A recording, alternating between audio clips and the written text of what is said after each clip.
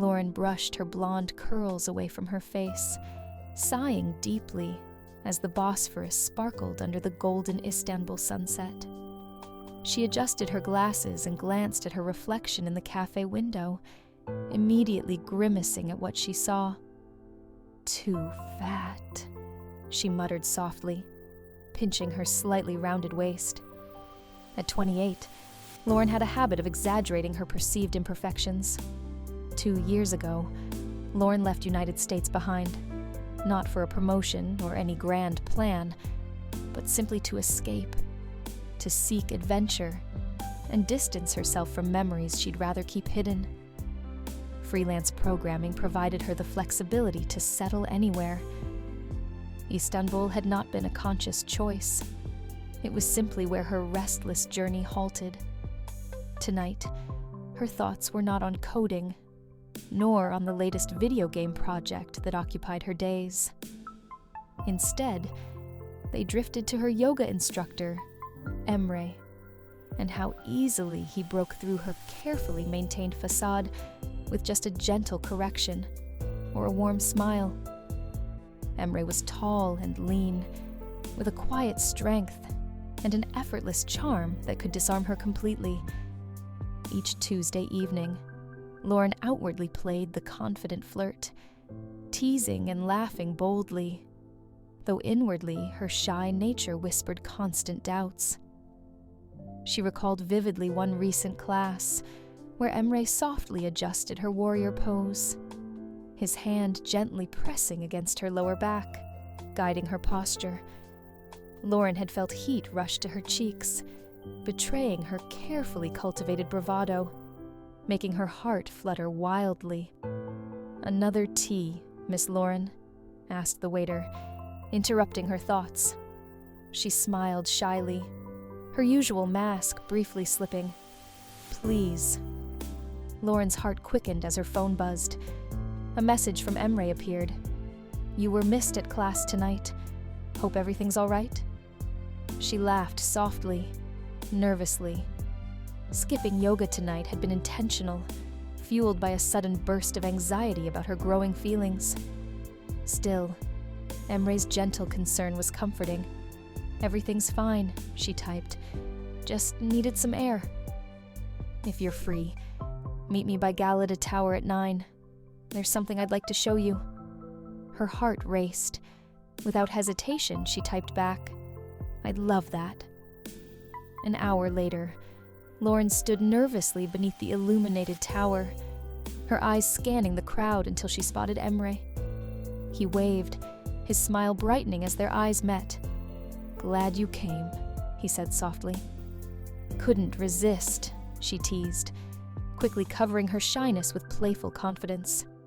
"Come, follow me," Imre gestured, guiding her through narrow, winding streets. They arrived at a small, hidden cafe, overlooking the city lights. "This place is magical," Lauren whispered, genuinely enchanted. "I've wanted to share it for a while," Imre admitted, his gaze gentle yet intense. Hours slipped by unnoticed. Their conversation flowed easily. Nothing serious, nothing life-changing, yet simple bits and pieces of their life came out open. Lauren was intrigued as Emre shared his love of poetry and his quiet appreciation for her hidden depths. Suddenly, Emre reached into his jacket pocket, producing a small, worn book. "Can I share something with you?" "Please," Lauren said, curious yet nervous. He flipped through the pages and cleared his throat softly, meeting her eyes briefly before reading quietly.